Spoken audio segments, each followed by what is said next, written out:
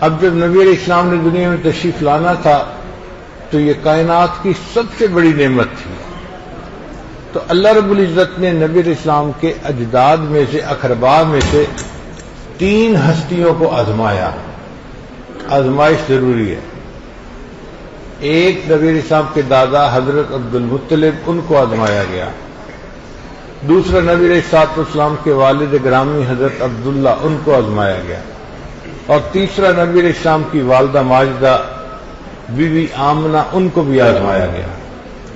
3 ہستیوں کو آزمایا گیا. پھر نبی علیہ السلام دنیا میں تشریف لائے. حضرت عبد المطلب کا اصل نام تھا شیبہ. شیبہ عربی میں کہتے ہیں بوڑھے کو. تو شیبہ نام کیوں تھا؟ جب وہ پیدا ہوئے تھے تو ان کے سر کے بال تو کالے تھے، لیکن تھوڑے سے بال سفید تھے. ایک لٹ بالوں کی سفید تھی. ان سفید بالوں کی وجہ سے ان کا نام شیبہ پڑ گیا. بڈھا ہے. اور یہ شیبہ جو تھے یہ بچپن میں یتیم ہو گئے تھے. ان کی والدہ کا نام تھا سلمہ. وہ اپنے بیٹے کو لے کر اپنے میکے مدینہ طیبہ واپس آ گئی تھی. اب میکے میں غربت تھی، بچہ یتیم تھا، باپ سر پہ نہیں تھا تو کون خیال رکھتا.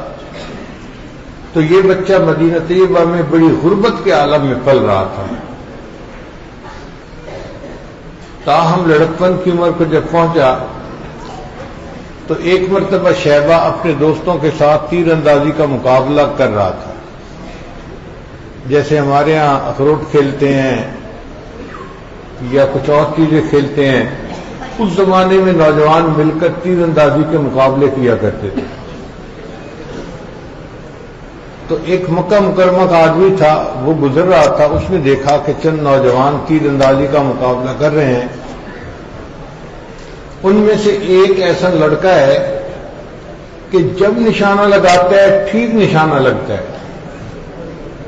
اور وہ بڑا ترنگ میں آ کے، بڑا خوشی میں آ کے کہتا ہے کہ مجھے یہ بات سجتی ہے کہ میرا نشانہ ٹھیک جگہ پر لگے. میں اتنے بڑے خاندان کا فرد ہوں.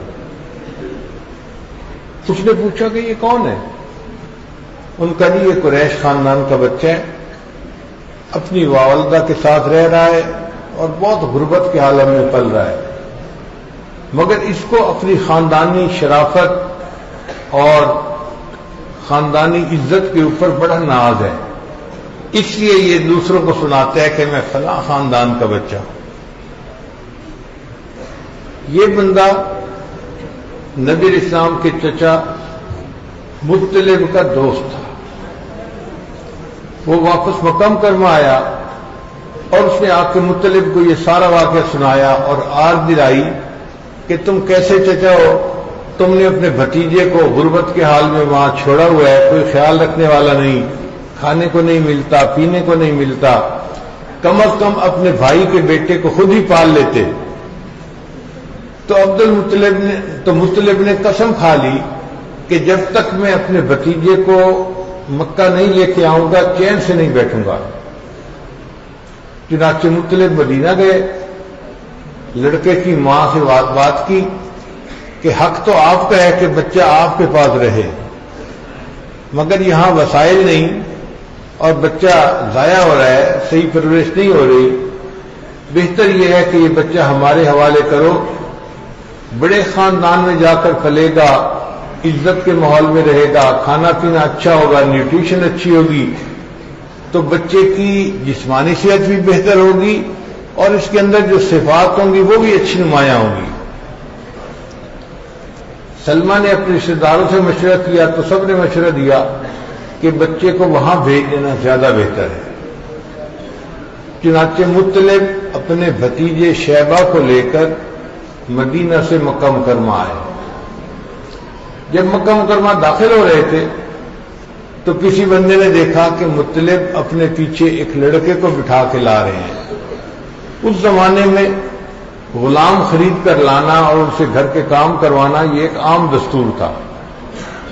تو اس بندے نے خود ہی اندازہ لگا لیا کہ مطلب اپنے ساتھ اپنے غلام کو لائے ہیں، تو اس نے کہا جی کہ مطلب کے پیچھے عبد المطلب بیٹھا ہوا تھا۔ حالانکہ یہ عبد المطلب نہیں تھے، یہ تو مطلب کے بھتیجے تھے، مگر نام عبد المطلب پڑ گیا، تو شیبہ کا نام عبد المطلب مشہور ہو گیا۔ اس بچے نے قریشی خاندان کے اندر آ کر رہنا شروع کیا۔ اب یہاں پر بڑے بڑے قبیلوں کے فیصلے آتے تھے اور بڑے بڑے امور پیش ہوتے تھے، تو خاندان کے لوگوں نے دیکھا کہ عبد المطلب کا آئی کیو لیول بہت زیادہ ہے، وہ جو تجویز دیتا ہے، جو فیصلہ کرتا ہے، ہمیشہ بہت اچھا ہوتا ہے، اس کی رائے دوسرے سب سے زیادہ بہتر ہوتی ہے۔ تو آہستہ آہستہ عبد المطلب کو خاندان کے لوگوں کے اندر ایک مقام ملنا شروع ہو گیا، اور سب لوگ اس بات پر متفق ہو گئے کہ ہمارے پورے خاندان میں اتنا ذہین بچہ، اتنا حلم رکھنے والا، بردباری رکھنے والا، اتنا سمجھداری والا بچہ اور کوئی بھی نہیں ہے۔ چنانچہ کچھ سالوں کے بعد خاندان کے لوگوں نے فیصلہ کیا کہ ہمیں چاہیے کہ ہم قبیلے کی سرداری عبد المطلب کے سپرد کر دیں، یہ اس کا زیادہ اہل ہے۔ چنانچہ عبد المطلب کی سرمایہ کی وجہ سے، اچھے اخلاق کی وجہ سے پورے قبیلے نے متفق ہو کر عبد المطلب کو خاندان کا بڑا بنا لیا۔ اب جب عبد المطلب خاندان کا بڑا بن گیا تو عبد المطلب نے سوچا کہ مجھے اپنے خاندان کے لیے کچھ کرنا چاہیے۔ اس وقت بیت اللہ کے قریب پانی میسر نہیں تھا، مگر عبد المطلب یہ جانتے تھے کہ کسی زمانے میں یہاں پر ایک کنواں ہوتا تھا زمزم کے نام سے، اس سے پانی نکلتا تھا۔ مدت گزرنے کی وجہ سے وہ بند ہو گیا اور اب پانی اویلیبل نہیں ہے، اس لیے مکہ مکرمہ کے قریب بڑی آبادی نہیں تھی، چند گھر تھے، اور وہ بھی پانی نہ ہونے کی وجہ سے بہت پریشان ہوتے تھے، پینے کو پانی نہیں، جینے کو پانی نہیں۔ تو عبد المطلب نے فیصلہ کیا کہ مجھے زمزم کے کنویں کو ڈھونڈنا ہے، کہاں پہ تھا۔ اس نے کدال بنوایا اور اکیلے بیت اللہ کے قریب مختلف جگہوں کو کھودنا شروع کر دیا۔ نیچے زمین میں چٹانیں تھیں، گرمی کے موسم میں 50 ڈگری سینٹی گریڈ کا ٹیمپریچر، اور دھوپ کے اندر کھڑے ہو کے چٹان کو توڑنا کوئی آسان کام نہیں تھا۔ عبد المطلب کا پسینہ بہ رہا ہوتا تھا، ایسے جیسے پسینے میں نہایا ہوا ہے، اور وہ چٹانوں کو توڑ رہا ہوتا تھا۔ کچھ لوگ اس کو سمجھدار سمجھتے تھے، کچھ لوگ اس کو بے وقوف سمجھتے تھے، یہ کریزی قسم کا بندہ ہے، اکیلا لگا ہوا ہے دھوپ میں، اور نکلنا تو پانی ہے نہیں۔ عبد المطلب نے کچھ دنوں محنت کی، مگر کہیں پانی نظر نہ آیا۔ پریشان ہو کر عبد المطلب نے یہ منت مانی کہ میرے 12 بیٹے ہیں، اگر زمزم نکل آیا تو ان میں سے ایک بیٹوں کو میں اللہ کے نام پہ قربان کروں گا۔ اب جب اس نے منت مانی تو اللہ نے اس کی مراد پوری کر دی، اور ایک چٹان ایسی ٹوٹی کہ جس کے نیچے سے زمزم کا پانی نکل آیا، کنواں برآمد ہو گیا۔ اب پانی کا نکل آنا وہاں کے لوگوں کے لیے ایک عظیم خوشخبری تھی، ایک بریک تھرو تھا۔ دور دور کے جو لوگ تھے وہ بھی بیت اللہ کے قریب آ کر بسنے لگے، اور مکہ مکرمہ میں ایک بستی گویا بس گئی، گاؤں بس گیا۔ چونکہ پانی اویلیبل تھا تو لوگ وہاں آ کے آسانی سے رہتے تھے۔ جب پانی نکل آیا تو قوم نے یہ سوچا کہ عبد المطلب نے ایک ایسا کام کیا کہ جو کوئی دوسرا نہیں کر سکا، اب قوم کو بھی اس کا کوئی ریٹرن دینا چاہیے۔ چنانچہ لوگوں نے مشورہ کر کے کہا کہ عبد المطلب قوم کا سردار تو پہلے ہی بنایا گیا ہے، اب بیت اللہ کی چابیاں بھی اسی کے حوالے کر دینی چاہیے۔ یوں عبد المطلب اپنی قوم کے سردار بھی بن گئے، اور ان کے ہاتھوں میں بیت اللہ کی چابیاں آ گئیں، وہ بیت اللہ کے کنجی بردار بھی بن گئے۔ کچھ عرصے کے بعد عبد المطلب نے یہ سوچا کہ میں نے نظر مانی ہوئی ہے تو مجھے اس نظر کو پورا کرنا چاہیے۔ چنانچہ انہوں نے اپنے 12 بیٹوں کے نام قرہ ڈالا کہ کس کو قربان کروں۔ اللہ کی شان دیکھیے کہ ان کے بیٹوں میں ایک بیٹے تھے جن کا نام تھا عبداللہ۔ وہ سب سے زیادہ خوبصورت تھے، سب سے زیادہ سمجھدار تھے، جو دیکھتا تھا ان کے حسن پہ قربان ہوتا تھا۔ ان کا نام نکل آیا تو عبد المطلب اپنی دھن کا پکا تھا، اس نے کہا کہ میں نے عبداللہ کو اللہ کے نام پہ قربان کرنا ہے۔ اب جب فیصلہ کر لیا تو آپ سوچئے عبداللہ کے دل پہ کیا گزری ہوگی کہ جب اس کو نظر آ رہا تھا کہ ایک دن میرا باپ چھری لے گا اور میرا گلا کاٹ دے گا، کتنی ذہنی ٹینشن ہو رہی ہوگی۔ ایک نوجوان بچے کو بتا دیا جائے کہ آنے والے چند دنوں میں نے تمہارا گلا کاٹ دینا ہے تو اس کی کیا کیفیت ہوتی ہے۔ تو عبداللہ بھی اپنے دل میں پریشان تو بہت تھے۔ ایک دن عبد المطلب نے چھری لی اور عبداللہ کو لے کر لوگوں کو دعوت دی کہ آ کر دیکھو میں اسے اللہ کے نام پہ ذبح کر رہا ہوں۔ اب جتنا کراؤڈ وہاں بنتا گیا سب نے کہا کہ نہیں، اس بچے کو تو ذبح نہیں کرنا چاہیے، یہ تو پورے خاندان کا اتنا خوبصورت بچہ ہے اور یہ تو عبد المطلب کے بعد سردار بننے کے قابل ہے۔ تو انہوں نے عبد المطلب کو مشورہ دیا کہ عبد المطلب آپ عبداللہ کو قربان نہ کریں۔ اس نے کہا مگر مجھے تو اپنی نظر پوری کرنی ہے۔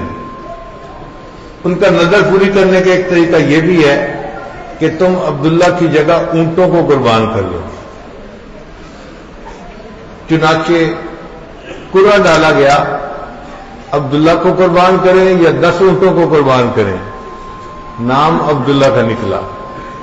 عبداللہ کو قربان کریں یا 20 اونٹوں کو قربان کریں، نام عبداللہ کا نکلا۔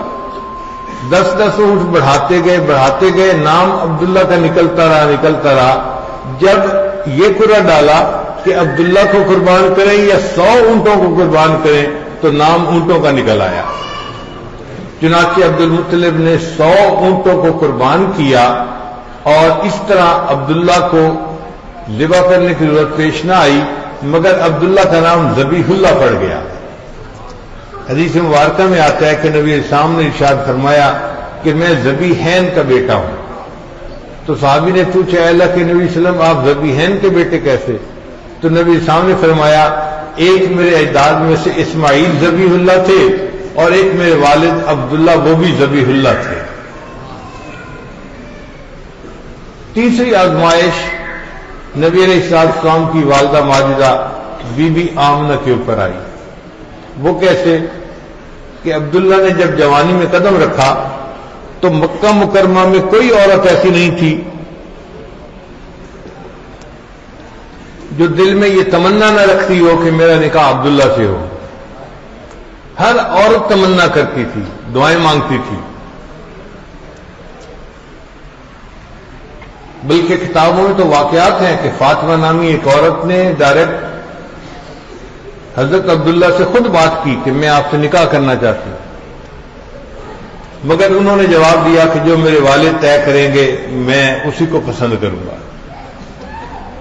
اب حضرت عبد المطلب نے دل میں سوچا کہ میں اپنے بیٹے کا رشتہ کر دیتا ہوں۔ انہوں نے مکہ مکرمہ میں رشتے دیکھے مگر کوئی رشتہ پسند نہیں آیا۔ جیسے ہوتا ہے نا دل ٹھک جانا، ان کا دل نہیں ٹھکا کسی کے اوپر۔ تو انہوں نے فیصلہ کیا چلو ذرا مدینہ طیبہ جا کے دیکھتے ہیں۔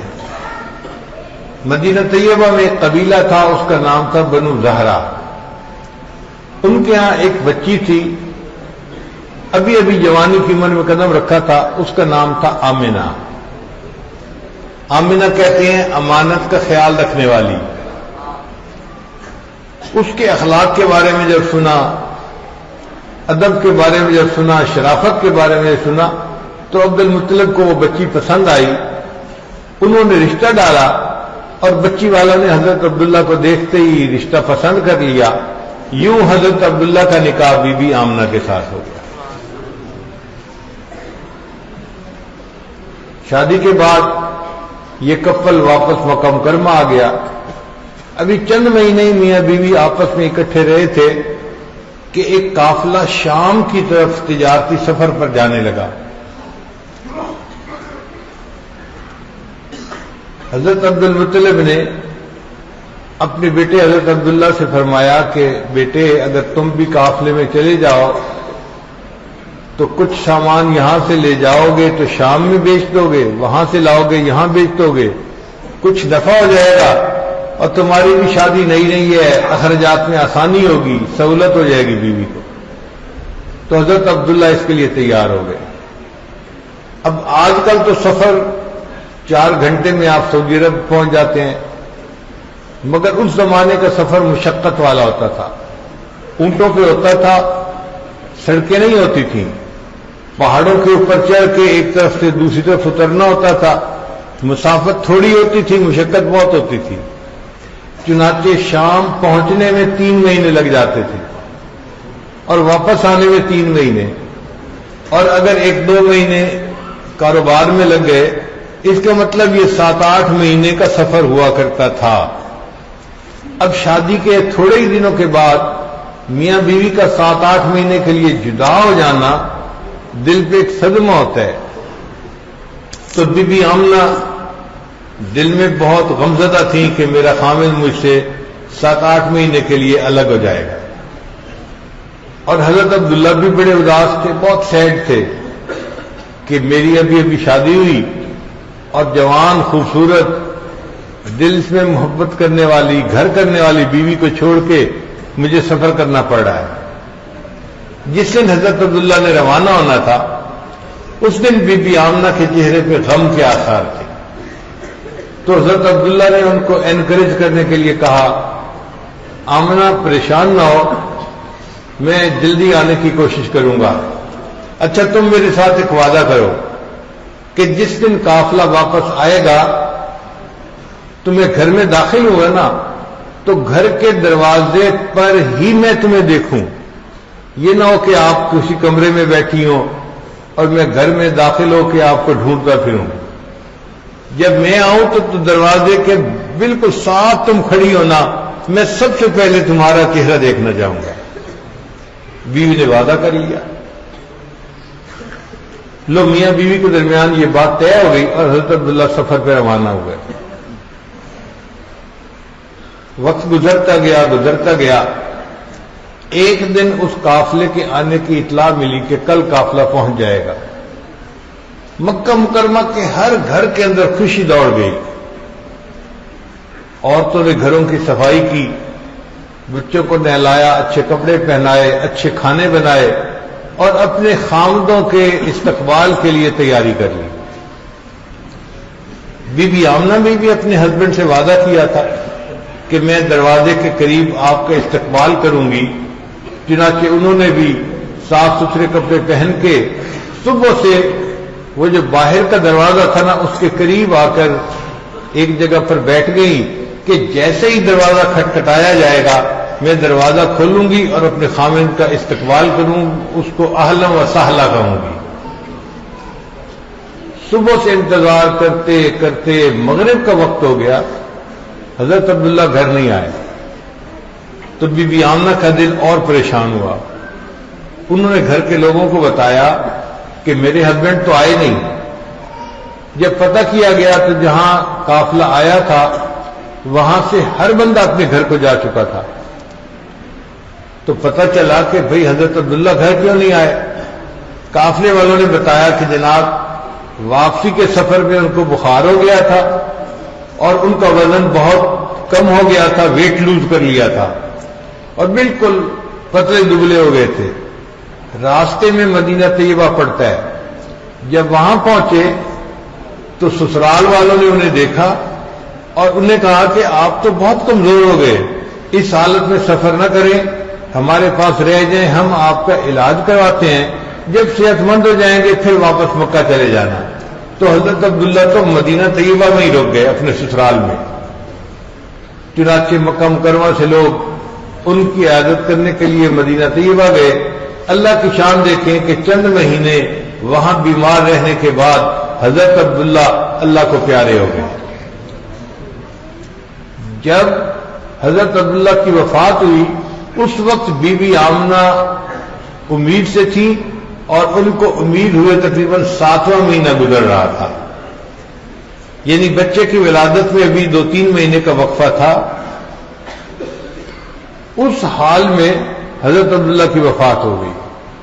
اب بتائیے کہ بی بی آمنہ کے دل پہ کتنی ٹینشن ہوگی، کتنا غم ہوگا، کتنا صدمہ ہوگا۔ اس وقت بی بی آمنہ کی عمر تھی 16 سال اور حضرت عبداللہ کی عمر تھی 18 سال۔ اتنا ینگ کپل تھا، 18 سال کا خامن اور 16 سال کی بیوی، اور وہ بیوی حاملہ ہے اور شوہر کی وفات ہو جاتی ہے، تو بیوی کے دل پہ کتنا صدمہ ہوگا انسان اندازہ لگا سکتا ہے۔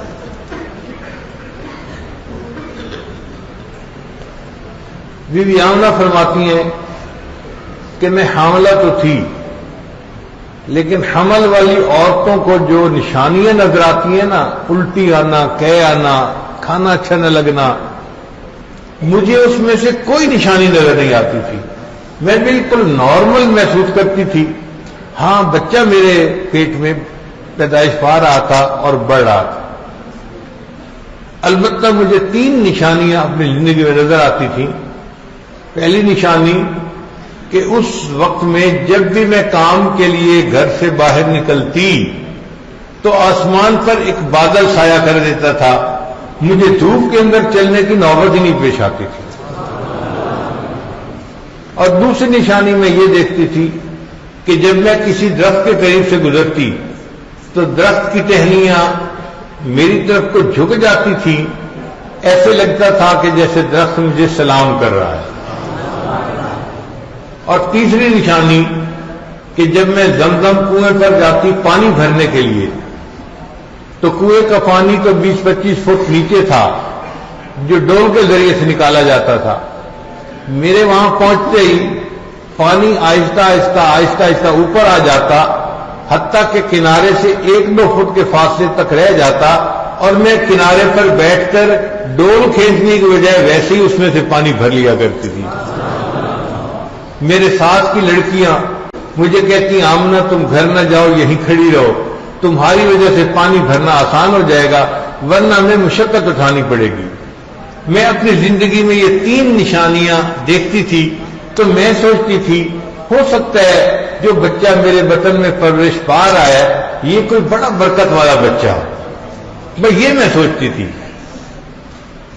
مگر میرا دل اپنے خامد کی وفات کی وجہ سے غمزدہ بھی بڑا تھا اور خرچے میں تنگی بھی بہت تھی۔ پھر ایک وقت ایسا آیا کہ آسمان کے اوپر سرخ ستارہ چمکنے لگا۔ تورات اور انجیل میں یہ نشانی تھی کہ جو نبی آخر الزمان تشریف لائیں گے ان کی پیدائش سے پہلے آسمان پہ سرخ ستارہ چمکے گا۔ جب یہودی علماء نے سرخ ستارہ کو دیکھا تو وہ تلاش میں لگ گئے کہ اب یہ بچہ کہاں پیدا ہوتا ہے، کیونکہ یہودی مدینہ طیبہ میں رہتے تھے، انہوں نے پہلے مدینہ طیبہ میں پتہ کروایا، پتہ چلا کہ مدینہ طیبہ میں بہت ساری عورتیں حاملہ ہیں، مگر بچے کی ولادت میں ابھی 5 مہینے باقی ہیں، 2 مہینے باقی ہیں، 7 مہینے باقی ہیں، زیادہ ٹائم باقی تھا، قریب نہیں تھا کہ کوئی بچہ 1-2 مہینے کے اندر اندر پیدا ہونے والا ہو۔ تو انہوں نے کہا کہ اچھا پھر ایسے کرو کہ مکہ مکرمہ میں پتہ کراؤ۔ جب مکہ مکرمہ میں پتہ کروایا تو باقی عورتوں کے بچوں کے ولادت میں تو ابھی واقعی 5-6 مہینے کا وقت تھا، بی بی آمنہ کے ہاں بچے کی پیدائش میں بس 1-2 مہینے کا فرق تھا۔ تو یہودیوں کو نبی علیہ السلام کی ولادت مبارکہ سے پہلے ہی اندازہ ہو گیا تھا کہ یہ پیدا ہونے والا بچہ بنو اسحاق میں سے نہیں بنو اسماعیل میں سے ہوگا، اور یہی ان کے اندر حسد بنا، حسد من عند انفسہم، اور انہوں نے فیصلہ کر لیا کہ ہم نے اس کو آخری نبی کو تسلیم نہیں کرنا کیونکہ یہ ہمارے خاندان میں سے نہیں ہوگا۔ خیر وہ دن آیا جب بی بی آمنہ کے یہاں بچے کی ولادت ہوئی۔ بی بی آمنہ فرماتی ہیں کہ صبح سحری کے وقت بچے کی ولادت ہوئی مگر میرے پاس پیسے نہیں تھے کہ میں گھر میں چراغ جلاتی، تیل ڈالنے کے پیسے نہیں تھے، تو بچے کی ولادت اندھیرے کی حالت میں ہوئی۔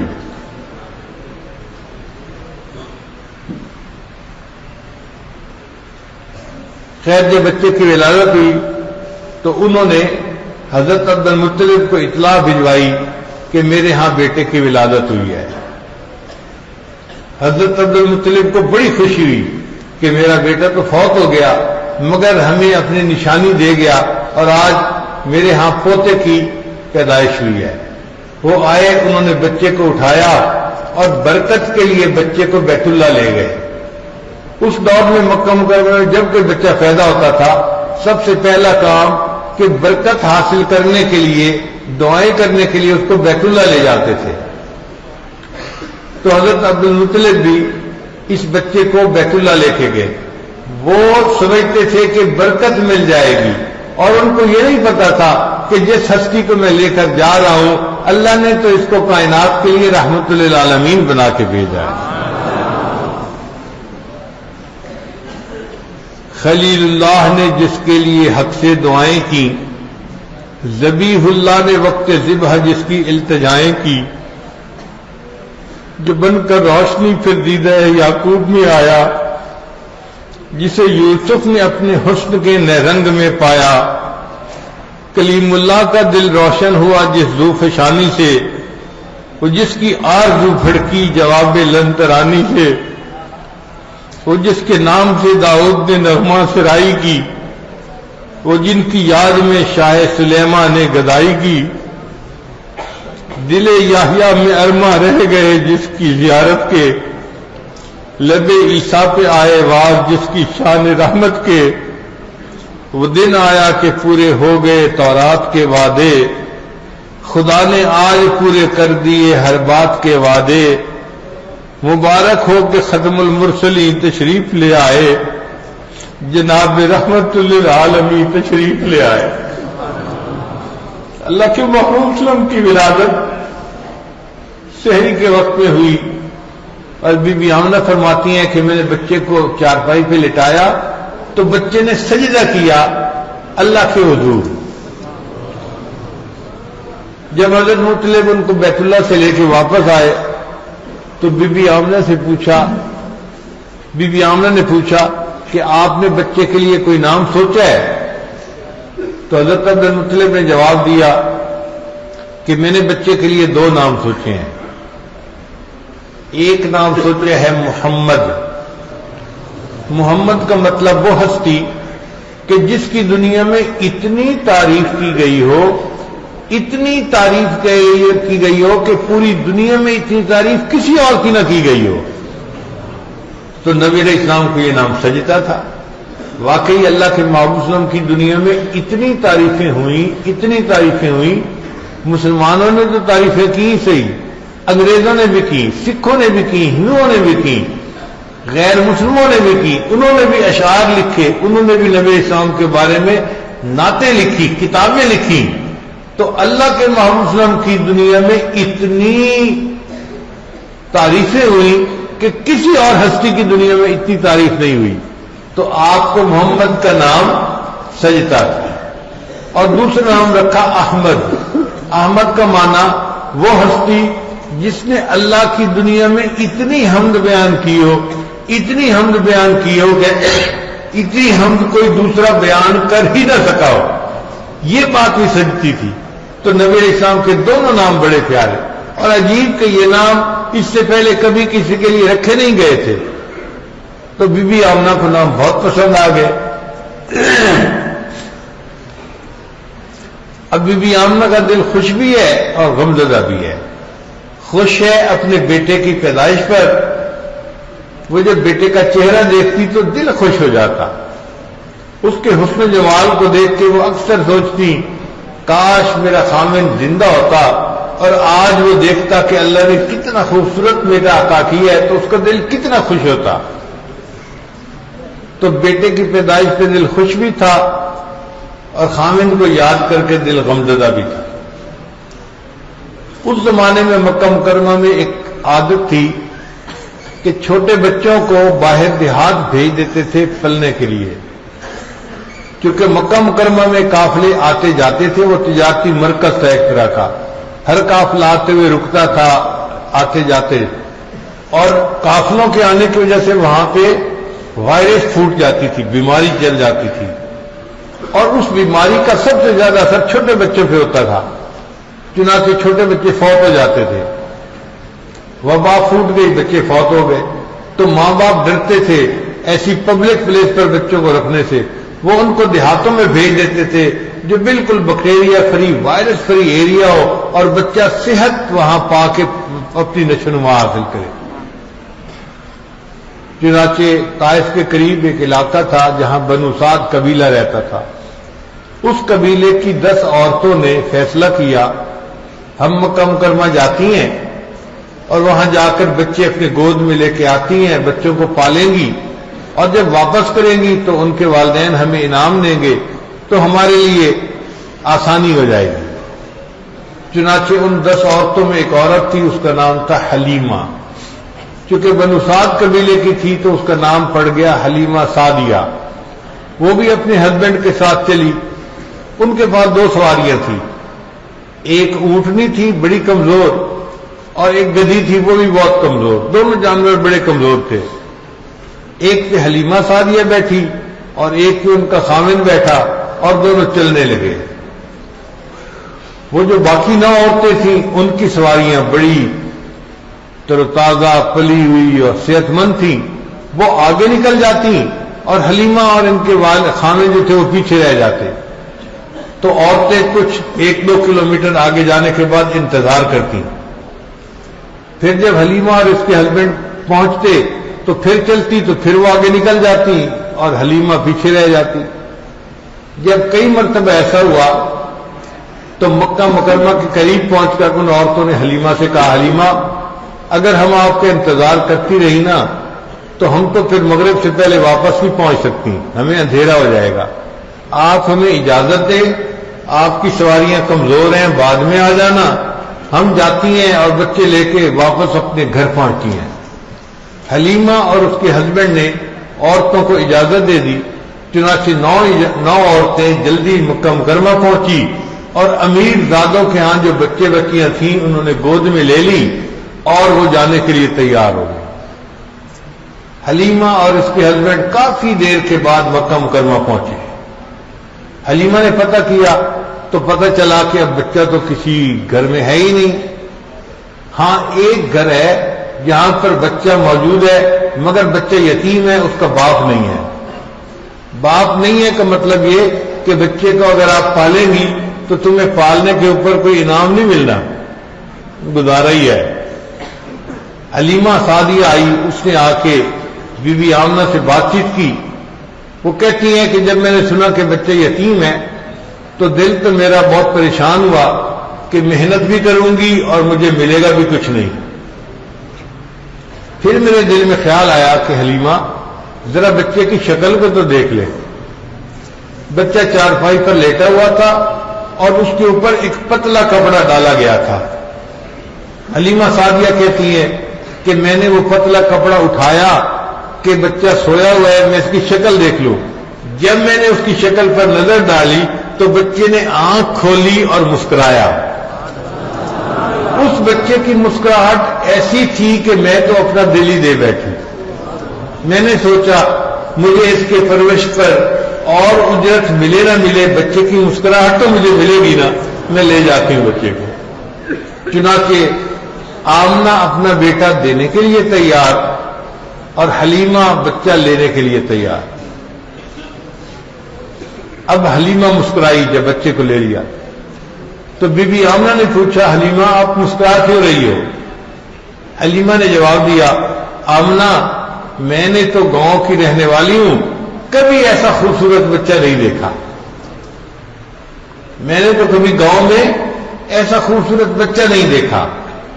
تو بی بی آمنہ نے جواب دیا، حلیمہ تم نے گاؤں میں ایسا بچہ نہیں دیکھا، میں تو شہروں کی رہنے والی ہوں، مدینہ بھی رہی، مکہ بھی رہی، میں نے تو شہروں میں ایسا خوبصورت بچہ نہیں دیکھا۔ حضرت عبد المطلب بھی قریب تھے، انہوں نے دیکھا عورتیں باتیں کر رہی ہیں تو انہوں نے یہ بات سنی اور سن کر کہنے لگے حلیمہ تم نے گاؤں میں ایسا خوبصورت بچہ نہیں دیکھا، اور آمنہ تم نے شہروں میں ایسا خوبصورت بچہ نہیں دیکھا، اور میں تو ملکوں کا سفر کرنے والا بندہ ہوں، میں نے تو ملکوں میں ایسا خوبصورت بچہ نہیں دیکھا۔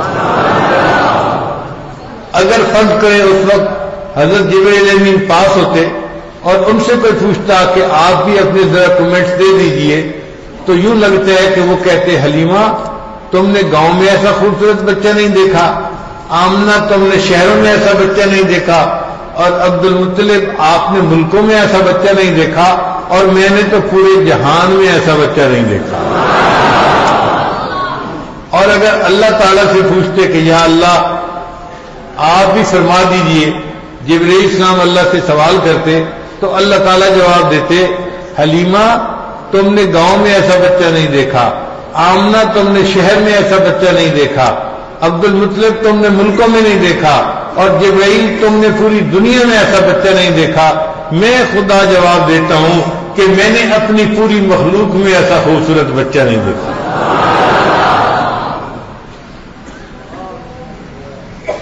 اے چہرہ زیبائے تو رشک بتان آدری، ہر چند وصفت می کنم در حسن زابالا تری، آفاق ہا گردیدہ میرے بتاں ورزیدہ بسیار خوبہ دیدہ اما تو چیزیں دیگری۔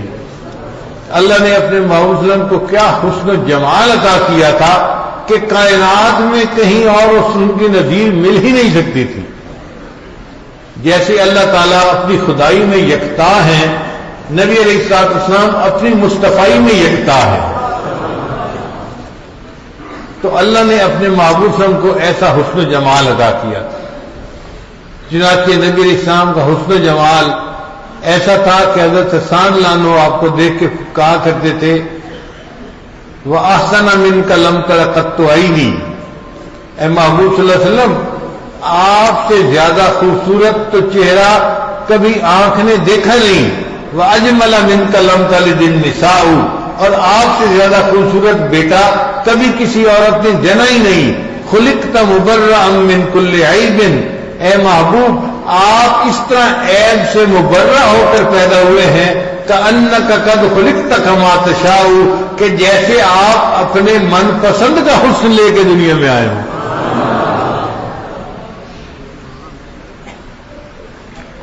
نبی علیہ السلام نے ارشاد فرمایا کہ حضرت یوسف علیہ السلام کو اللہ نے سبی بنایا تھا۔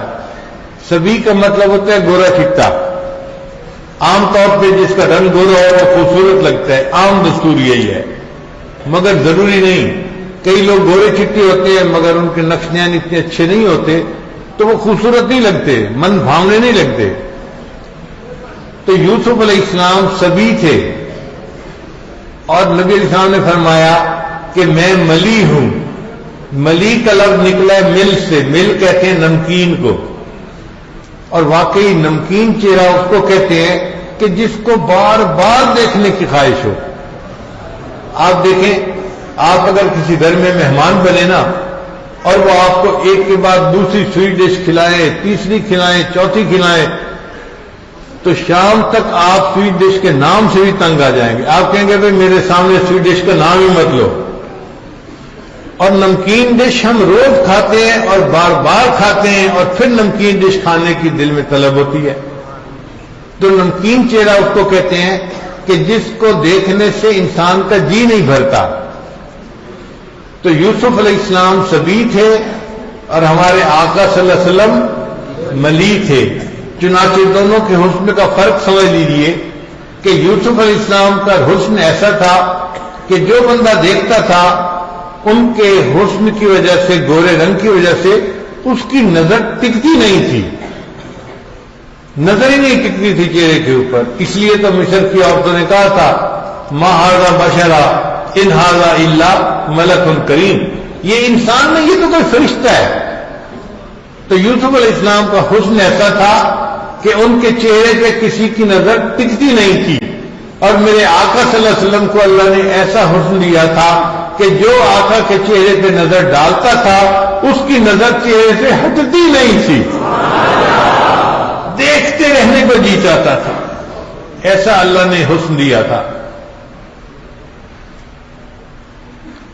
تو یوسف علیہ السلام کو حسن کی شاخ ملی تھی اور ہمارے آقا صلی اللہ علیہ وسلم کو حسن کا مرکز ملا تھا. ذرا یہاں یہ مسئلہ بھی سمجھ لیجئے کہ جب دائرہ بناتے ہیں نا تو اس کے لیے سب سے پہلے مرکز کا تعین کرتے ہیں کہ یہاں پہ دائرہ بنانا ہے. سب سے پہلے تعین کس جگہ کا ہوتا ہے؟ مرکز کا. پھر دائرے کا وجود شروع ہوتا ہے. پرکار رکھتے ہیں اور دائرہ بننا شروع ہوتا ہے. پھر جب دائرہ بن جاتا ہے تو آخر کے اوپر پرکار مرکز سے ہٹائی جاتی ہے. یعنی مرکز پر پرکار سب سے پہلے رکھی جاتی ہے اور سب سے آخر پر مرکز سے پرکار اٹھائی جاتی ہے. یہ بات سمجھ آ گئی نا؟ تو آپ یوں سمجھیے کہ انبیاء کرام جتنا دنیا میں تشریف لائے وہ نبوت کا ایک دائرہ تھا اور نبی علیہ السلام اس دائرے کا مرکز تھے. لہذا آپ اول بھی تھے اور آخر بھی تھے. اول بھی تھے اور نبی علیہ السلام نے ارشاد فرمایا کنت نبیا وآدم بین الماء والطین، کہ جب آدم علیہ السلام پانی اور مٹی کی حالت میں تھے میں اس وقت بھی اللہ کا نبی تھا. تو نبوت آپ کو اللہ نے اس وقت بھی عطا فرمائی تھی. اظہار اس کا اس وقت ہوا جب آپ کی عمر مبارک 40 سال کی ہوئی. اس لیے انبیاء کو جتنے کمالات ملے وہ نبی علیہ السلام کے صدقے ملے، ان کی وجہ سے ملے. چونکہ آپ انبیاء میں اول بھی تھے اور انبیاء میں آخر بھی تھے. ظاہراً آپ دنیا میں سب سے آخر میں تشریف لائے اور نبوت ملنے کے اعتبار سے آپ سارے انسانوں میں سب سے پہلے تھے. اسی کو حضرت نانوتوی رحمۃ اللہ نے فرمایا سب سے پہلے نبوت کے انوار سے نقش روئے محمد بنایا گیا، پھر اسی نقش سے مانگ کر روشنی بزم کون و مکان کو سجایا گیا. تو نبی علیہ السلام اول بھی تھے اور آخر بھی تھے. اور ہوتا اسی طرح آپ دیکھیں جب کوئی مجلس ہوتی ہے تو پہلے تلاوت ہوتی ہے، پھر نعت ہوتی ہے، پھر ایک بندے کی تقریر، پھر دوسرے بندے کی تقریر، پھر تیسرے کی تقریر، تقریریں ہوتی رہتی ہیں اور سب سے آخر پہ جو مہمان خصوصی ہوتا ہے ان کو بلایا جاتا ہے اور ان کی تقریر کے بعد پھر مجلس برخاست ہو جاتی ہے. ایسا ہی ہوتا ہے نا. اب مجلس تو قائم کی گئی تھی مہمان خصوصی کے لیے، لیکن ان کو سٹیج پہ کب لایا گیا؟ سب سے کائنات اللہ نے بنائی تھی نبی علیہ السلام کے لیے. فرمایا میرے محبوب لولاک لما خلقت الافلاک، آپ نہ ہوتے میں کائنات کو پیدا نہ کرتا. تو کائنات بنائی گئی نبی علیہ السلام کے واسطے، مگر اللہ نے اپنے محبوب کو سب سے آخر پر سٹیج دنیا میں بلایا. اس لیے نبی علیہ السلام خاتم النبیین، سب سے آخر پر دنیا میں تشریف لانے والے. اور جب نبی علیہ السلام نے دنیا سے پردہ فرمایا اب اللہ نے اس دنیا کی محفل کو ختم کرنے کا ارادہ فرما لیا. اس لیے نبی السلام نے فرمایا کہ میں اور قیامت اس طرح جڑے ہوئے ہیں. اقتربت الساعۃ وانشق القمر، چاند ٹکڑے ہو گیا، قیامت قریب ہو گئی. چنانچہ اب ہم جو یہ وقت گزارے ہیں نا یہ بس آپ سمجھیے کہ قیامت بہت جلدی قریب آنے والی ہے اور درمیان میں تھوڑا سا وقت لگ رہا ہے جیسے مجلس برخاست کرنے میں وقت لگتا ہے. ورنہ جو مہمان خصوصی تھے وہ تشریف لائے اور دنیا سے واپس پردہ فرما لیا اور اس دنیا کے بنانے کا مقصد جو تھا اللہ نے پورا فرما دیا. نبی اسلام نے ارشاد فرمایا اب میرے بعد 30 نبی آئیں گے جو جھوٹے ہوں گے، دجالون کذابون، وہ دھوکہ دینے والے ہوں گے، جھوٹ بولنے والے ہوں گے. وہ قیامت سے پہلے میرے بعد 30 ایسے بندے آئیں گے. ان میں سے ایک مرزا غلام احمد قادیانی بھی تھا اور شکل اس کی ولیوں جیسی نہیں تھی، نبیوں والی تو بڑی دور کی بات ہوتی ہے. کوئی بہنگا بھی اللہ کا نبی ہو سکتا ہے؟ تو اللہ رب العزت نے اپنے محبوب وسلم کو وہ حسن و جمال عطا فرمایا کہ جو ساری دنیا میں سب سے زیادہ حسین چہرہ تھا. اب ایک اور بھی بات سمجھ لیجیے کہ سیدہ صدیقہ عنہا فرمایا کرتی تھی زلیخا تو نے یوسف علیہ السلام کو دیکھا تو ہاتھوں کی انگلیاں کاٹتی, اگر میرے محبوب صلی اللہ علیہ وسلم کو دیکھ لیتی تو دل کے ٹکڑے کر لیتی. یہ ایسے بات نہیں ہے, اس کے پیچھے بڑی حقیقت ہے. وہ کیسے کہ یوسف علیہ السلام کو جو حسن ملا تھا نا, وہ حسن کی شاخ تھی. جیسے ایک درخت ہوتا ہے نا, تو نیچے جو اس کا تنا ہوتا ہے وہ اصل ہوتا ہے اور اوپر شاخیں ہوتی ہیں. تو انبیاء کرام اس درخت کی شاخیں تھیں اور اس درخت کا تنا نبی علیہ الصلوۃ والسلام تھے, اور تنے کی وجہ سے شاخیں زندہ ہوتی ہیں. شاخوں کو جو ملتا ہے وہ تنے کی وجہ سے ملتا ہے. چنانچہ جس نبی کو جو کمال ملا کس کی وجہ سے ملا؟ نبی علیہ السلام کی وجہ سے ملا. تو یوسف علیہ السلام تو حسن کی شاخ تھے. عورتوں نے جب یوسف علیہ السلام کو دیکھا تو انہوں نے جسم کی شاخ, ہاتھوں کی انگلیوں کو کاٹ دیا. عائشہ صدیقہ نے فرمایا زلیخا اگر تم میرے محبوب صلی اللہ علیہ وسلم کو دیکھتی جو مرکز حسن تھے تو جسم کے مرکز اپنے دل کے ٹکڑے کر بیٹھتی.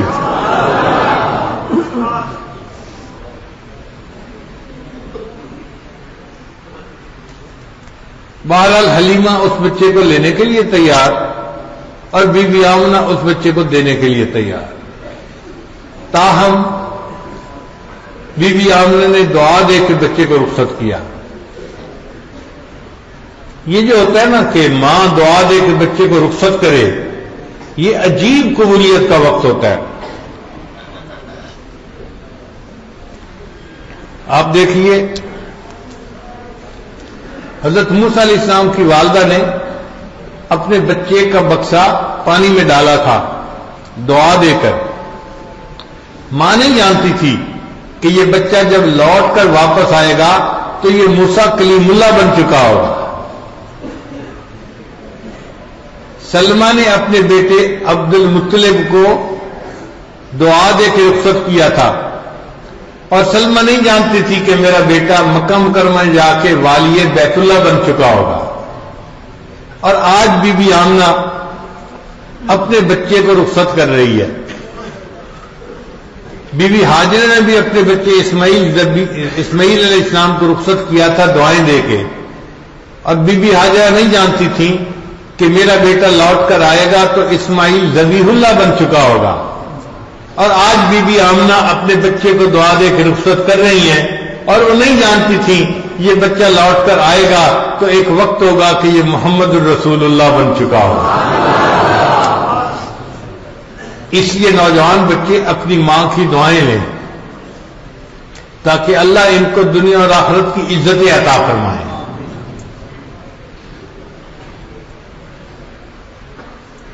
بی بی آمنہ کا دل غمزدہ بڑا تھا, ان کو اپنا ہسبینڈ کی یاد آ رہی تھی. وہ سوچتی تھی کہ کاش میرا ہسبینڈ ہوتا تو بچہ ان کے سامنے پلتا اور وہ میرے بچے کو بازار لے کے جاتے اور اس کی سیر کرواتے. وہ میرے بچے کے لیے کھلونے لاتے اور میرے بچہ کھلونوں سے کھیلتا. اور بی بی آمنہ نہیں جانتی تھی کہ اللہ کا ارادہ یہ تھا آمنہ غمزدہ نہ ہو کہ باپ نہیں, اس کو بازار کی سیر کروانے والا کوئی نہیں, میں اپنے اس محبوب کو عرشوں پہ بلا کے جنت کی سیر کرواؤں گا. اور آمنہ یہ بھی غم نہ کر کہ کوئی میرے بچے کے لیے کھلانے والا نہیں, میں اپنے اس محبوب کے لیے آسمان کے چاند کو کھلونا بنا دوں گا. حلیمہ سعدیہ نے بچے کو سینے سے لگایا اور لے کے باہر آئیں اور اپنے خامن کو بتایا کہ بچے کا باپ تو نہیں ہے, مگر بچے کی ہنسی مجھے اتنی اچھی لگی اور یہ اتنا خوبصورت بچہ ہے کہ میرا دل چاہا کہ میں اسے پالوں. خامن نے کہا اچھا اللہ تمہارے لیے اس میں برکت ڈال دے. وہ بھی کوئی توکل والا بندہ تھا. چنانچہ اب خامن نے کہا حلیمہ بیٹھو اس اونٹنی پہ, چنانچہ بی بی حلیمہ سعدیہ جو تھی وہ بچے کو لے کے اونٹنی پہ بیٹھی، اونٹنی چلنے کے لیے تیار ہے۔ جب ان کے ہسبینڈ آگے بیٹھے کہ میں اونٹنی کی لگام پکڑوں اور چلاؤں، کنٹرول کروں، تو اونٹنی چلتی نہیں۔ تو حلیمہ کے خامن نیچے اترے، جیسے نیچے اترے اونٹنی پھر چلنے کے لیے تیار، جب پھر آگے بیٹھتے ہیں تو اونٹنی چلتی نہیں۔ ایک دو دفعہ ایسا کرنے کے بعد اس کے خامن کہنے لگے اونٹنی کو مسئلہ کیا ہے؟ حلیمہ نے مشورہ دیا کہ آپ اصل میں اس بچے کی طرف پشت کر کے بیٹھ رہے ہیں، آپ پیچھے بیٹھے مجھے آگے بٹھائیں۔ جیسے حلیمہ سعدیہ کو اس نے آگے بٹھایا اور پیچھے بیٹھ کے سواری کی لگام پکڑی، سواری نے بھاگنا شروع کر دی۔ اللہ تعالیٰ یہ میسج دینا چاہتے تھے کہ جو میرے اس محبوب کی طرف پشت کرتا ہے اس کی زندگی کی سواری کبھی نہیں منزل پہ پہنچ سکتی۔ تم اس کو، یہ تو کائنات کا صدر نشین ہے، تم اس کو آگے کی جگہ دو گے تب تمہاری سواری چلے گی۔ چنانچہ جب نبی علیہ السلام کو آگے بٹھایا گیا، اونٹنی نے چلنا تو کیا بھاگنا شروع کر دیا۔ اب بھاگ رہی ہے، بھاگ رہی ہے، بھاگ رہی ہے، حتیٰ کہ جو عورتیں صبح بچوں کو لے کے واپس چل پڑی تھیں، راستے میں ان سے ملاقات ہو گئی اور حلیمہ کی سواری ان سے بھی آگے نکلنے لگی۔ جب حلیمہ کی سواری ان سے آگے نکلنے لگی تو ایک عورت نے پوچھا، حلیمہ کیا تم نے سواری کو بدل لیا ہے؟ تو حلیمہ نے جواب دیا، نہیں میں نے سواری کو تو نہیں بدلا، البتہ سواری کا سوار بدل گیا۔ حلیمہ کی سواری سب سے پہلے اپنے گھر پر پہنچی تو حلیمہ کے ہسبینڈ نے دیکھا کہ بوڑھی بکریاں جو دو چار گھر میں رکھی ہوئی تھیں ان کے تھن دودھ سے بھرے نظر آتے تھے، وہ بکریاں دودھ نہیں دیتی تھی، مگر آج ان کے تھن دودھ سے بھرے ہوئے نظر آئے تھے۔ تو خامن نے کہا، حلیمہ جلدی برتن لاؤ، میں بکریوں کا دودھ نکال لوں۔ جتنے برتن گھر میں تھے حلیمہ لے کے آ گئی، بکریوں نے اتنا دودھ دیا کہ سارے خالی برتن بھر گئے۔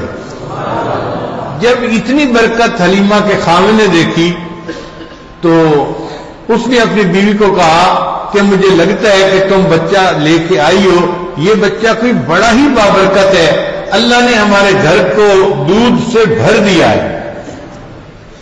اللہ نے بعض انبیاء کو محلات کے اندر پرورش دی، جیسے موسیٰ علیہ السلام فرعون کے محل میں پلے، یوسف علیہ السلام عزیز مصر کے محل میں پلے۔ اللہ تعالیٰ چاہتے تو نبی علیہ السلام کو بھی محل میں پال سکتے تھے، مگر اللہ نے اس کو حلیمہ کے غربت قدے میں پال کے دکھا دیا کہ دیکھو اگر اس گھر میں کوئی تمہیں برکتیں نظر آئیں گی تو یہ برکتیں میرے محبوب صلی اللہ علیہ وسلم کی وجہ سے ہوں گی۔ عورتیں حلیمہ سے پوچھتی، حلیمہ تم اپنی بکریاں کہاں چراتی ہو؟ بھئی فلاں جگہ پہ چراتی ہیں۔ تو دوسرے قبیلے کی عورتیں بھی اپنی بکریوں کو وہاں چرنے کے لیے بھیجتی کہ شاید وہاں کوئی پودا جڑی بوٹی ایسی ہو جس کو کھا کے بکری زیادہ دودھ دیتی ہے۔ ان کی بکریاں وہاں چرتی مگر وہ اتنا دودھ نہیں دیتی تھی جتنا حلیمہ کی بکریاں دودھ زیادہ دیتی تھی۔ اور حلیمہ ایک اور بات محسوس کرتی تھی کہ اس کے پاس ایک اور بچہ بھی تھا جس کو وہ پال رہی تھی، تو جس بچے کو اب لے کر آئی تھی جس کا نام محمد تھا، یہ بچہ ہمیشہ اپنی والدہ کے سینے کے ایک طرف سے دودھ پیتا تھا، دوسری طرف وہ منہ ہی نہیں لگاتا تھا۔ تو حلیمہ کو بات سمجھ میں نہیں آتی تھی، لیکن آج یہ بات سمجھ میں آتی ہے کہ آپ صلی اللہ علیہ وسلم کو اللہ نے بچپن ہی میں یہ نعمت دے دی تھی کہ دو بچے پل رہے تھے تو سینے کی ایک طرف سے ایک بچہ دودھ پیتا تھا اور دوسری طرف سے دوسرا دودھ پیتا تھا، تاکہ ایسا نہ ہو کہ ایک کا حصہ دوسرے کا پی جانا اس پر الزام لگ سکے۔ اللہ نے اپنے محبوب کو اس الزام سے ہی بری فرما دیا۔ تو محبوب صلی اللہ علیہ وسلم ہمیشہ والدہ کے ایک طرف سے دودھ پیتے تھے۔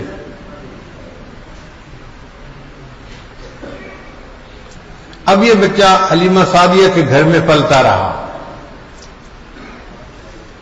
حلیمہ سعدیہ بھی کتنی مقدر والی ہے، اس پر کسی نے ہماری علاقائی زبان میں اشعار لکھے ہیں، امید ہے بہت سارے حضرات تو سمجھ لیں گے، ورنہ میں اس کا کچھ اردو بھی ترجمہ کر دوں گا۔ حلیمہ میں تیرے مقدرہ تو صدقے، تو مدنی دا جھولا جھلیندی بھی ہوسیں۔ حلیمہ میں تیرے مقدروں پہ صدقے جاؤں کہ تو مدنی کا جھولا بھی جھلاتی ہوگی۔ کتنی خوش نصیب ہے تو، اللہ نے تیرے مقدر کیسے بنائے۔ حلیمہ میں تیرے مقدراں تو صدقے، تو مدنی دا جھولا جھلیندی بھی ہوسیں۔ نی انگلی نفا کے تو ویڑے دے اندر، خدا دے سجن نو ٹریندی بھی ہوسیں۔ چھوٹے بچے کو ماں انگلی پکڑ کے اپنے گھر کے سین میں چلنا سکھاتی ہے، تو وہ کہتے ہیں کہ تو اللہ کے سجن کو، اللہ کے محبوب کو انگلی پکڑ کے اپنے سینے میں چلنا سکھاتی تھی۔ حلیمہ میں تیرے مقدروں پہ قربان جاؤں۔ نی عرشاں دا چن ہے کھلاونا بھی جس دا، تو اس بے مثل نو کھڈیندی بھی ہوسیں۔ حلیمہ جس کے لیے اللہ نے عرش کے چاند کو کھلونا بنا دیا، تو اس بے مثل کو جو ہے اپنے سین کے اندر اپنے ساتھ کھلاتی بھی ہوگی۔ تیرے مقدر اللہ نے کیسے بنائے۔ نوا کے دھوا کے تے ویڑے دے اندر، نوا کے دھوا کے تے سرما بھی پا کے تے تھوڑی ہلا کے ہسیندی بھی ہوسیں۔ ہمارے ہاں جب چھوٹے بچے کو ماں نہلاتی ہے نا، پھر اس کو سرما ڈالتی ہے، اس کے بال سنوارتی ہے، کپڑے پہناتی ہے، تو ماں خود محبت کی نظر سے دیکھ رہی ہوتی ہے، ماں کی اپنی نظر لگ جاتی ہے بچے کو، تو مائیں ڈرتی ہیں کہ بچے کو نظر نہ لگ جائے، تو وہ پھر اس کو ہلاتی ہیں، اس کی تھوڑی پکڑ کے کہ بچہ ذرا ہنس کے دکھا تاکہ نظر اتر جائے۔ یہ ایک عادت بنی ہوئی ہے۔ تو اس کی طرف شاید نے اشارہ کیا کہ حلیمہ تو اس بچے کو نہلاتی ہوگی، کپڑے پہناتی ہوگی، سرما ڈالتی ہوگی، اور پھر اتنے خوبصورت بچے کو تو کہتی ہوگی ذرا ہنس کے دکھا، تو تجھے ان کے حسن کے دیکھنے کا کتنا مزہ آتا ہوگا۔ زمانے دی تتیاں ہواواں دے کولوں، نبوت کے پھل نو لکیندی بھی ہوسیں، اور زمانے کی گرم ہواؤں سے نبوت کے اس پھل کو تو بچاتی بھی ہوگی، تو کتنی خوش نصیب ہے۔ کدی نال تیرے نزاکت سونا، اور رشتہ بھی ہوسیں منیندی بھی ہوسیں۔ یہ چھوٹے بچے کبھی کبھی اپنی ماں سے انداز میں روٹھ جاتے ہیں، تو ان کی مائیں ان کو مناتی ہیں، بیٹا اماں سے روٹھا نہیں کرتے، بیٹا کیوں خفا ہو گئے اپنی اماں سے، کیوں نہیں بات مان رہے، کیوں نہیں بات سن رہے، کیوں نہیں ریسپونڈ کر رہے، تو مائیں اپنے بچے کو مناتی ہیں۔ تو شاید کہتا ہے حلیمہ سعدیہ تو کتنی خوش نصیب ہے، اگر یہ خوبصورت بچہ کبھی تجھ سے ناراض ہو جاتا ہوگا تو کیسا لمحہ ہوتا ہوگا کہ تو پیار سے اس کو منا رہی ہوتی ہوگی۔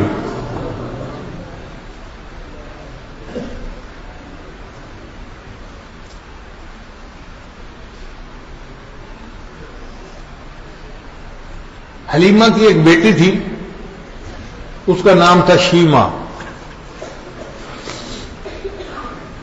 اس کی عمر تقریباً کوئی 15-16 سال کے قریب تھی۔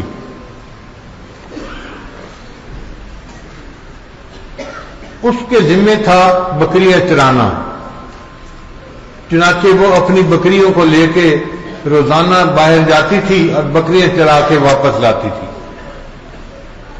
ایک دن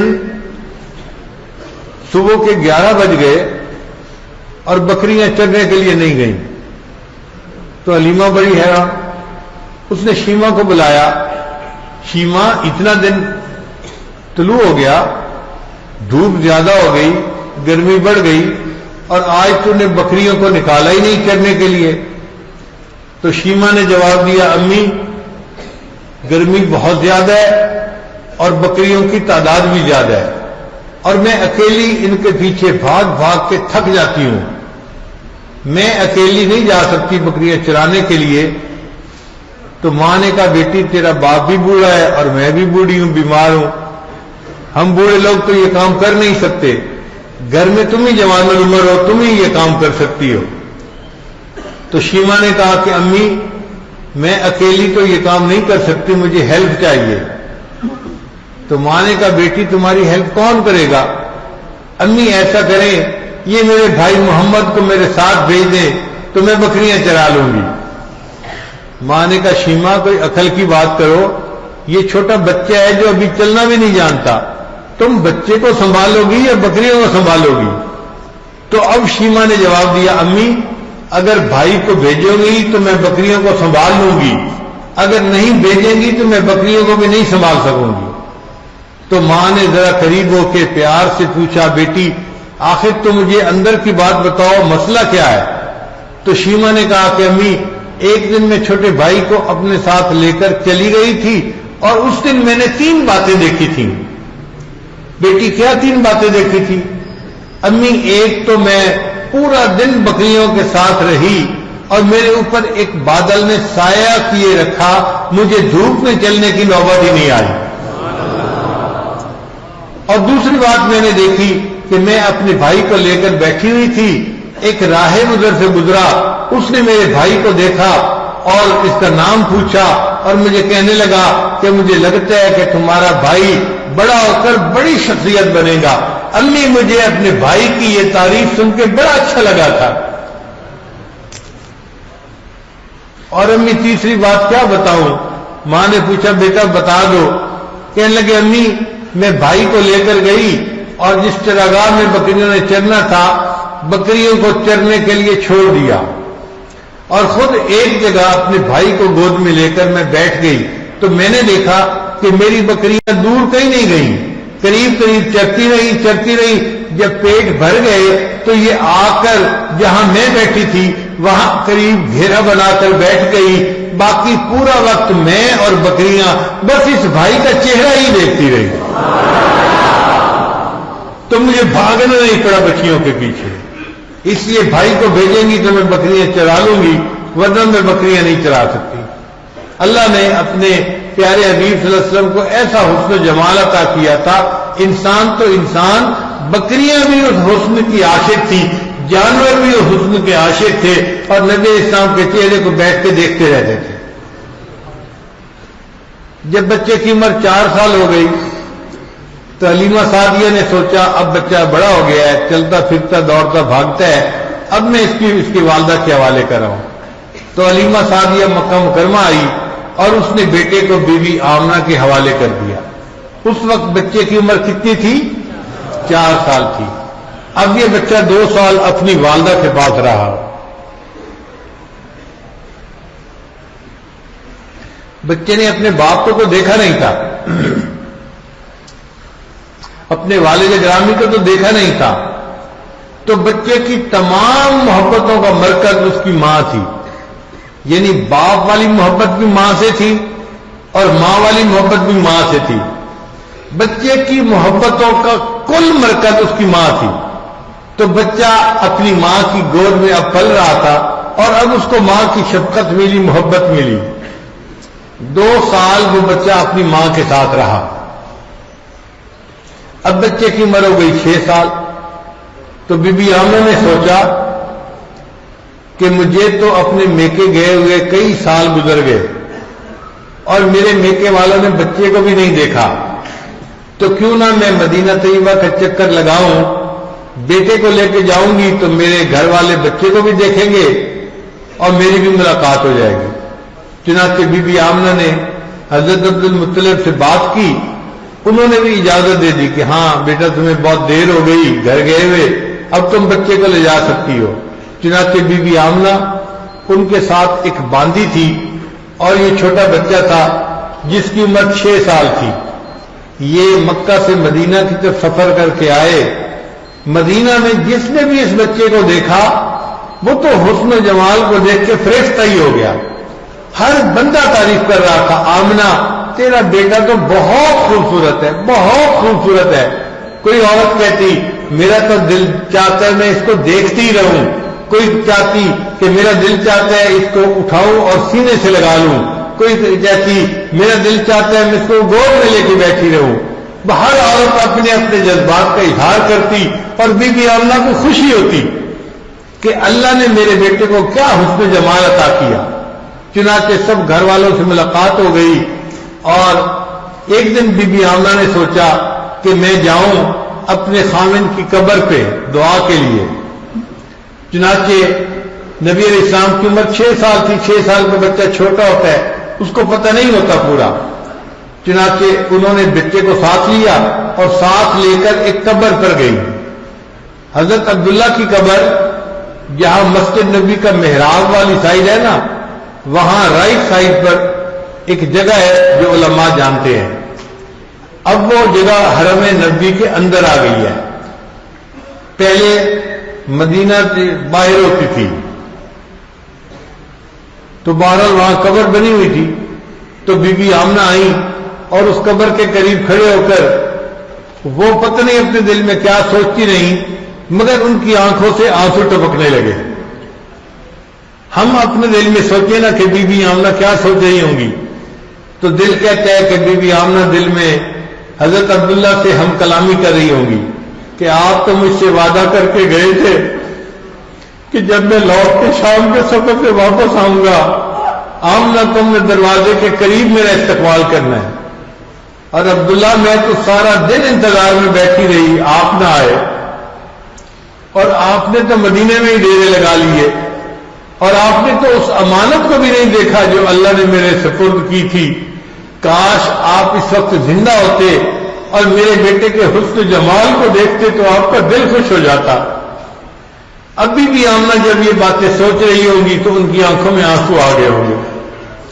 نبی اسلام فرماتے ہیں کہ مجھے یہ نہیں پتا کہ میری والدہ کیوں رو رہی تھی، بس اتنا یاد ہے کہ اپنی والدہ کو روتے دیکھ کر میں بچہ تھا، میں بھی رونے لگ گیا۔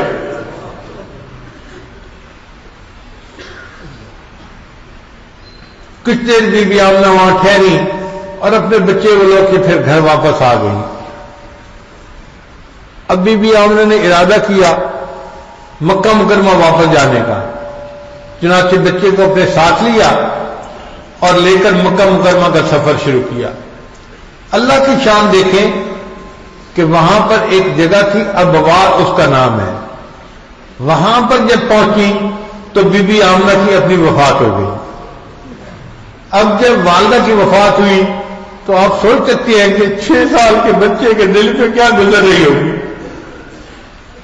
پہلے اس کی ساری محبتوں کا مرکز صرف اس کی ماں تھی، والد کو تو دیکھ ہی نہ پایا یہ بچہ، اور آج جس ماں کے اندر تمام محبتیں جمع تھی وہ ماں بھی وفات پا گئی۔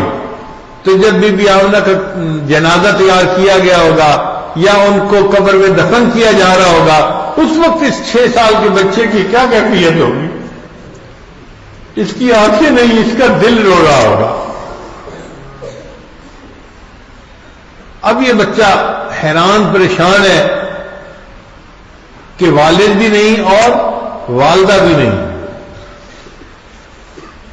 جو کنیز تھی، باندھی تھی، اس نے ارادہ کیا کہ میں بچے کو لے کر واپس مکہ مکرمہ جاتی ہوں۔ کتابوں میں لکھا ہے کہ اس نے اپنا سامان اکٹھا کیا، سواری پہ رکھا، تو جب سواری پہ رکھا تو دیکھا کہ وہ بچہ نہیں ہے، تو وہ باندھی حیران ہوئی، بھئی بچہ کہاں گیا؟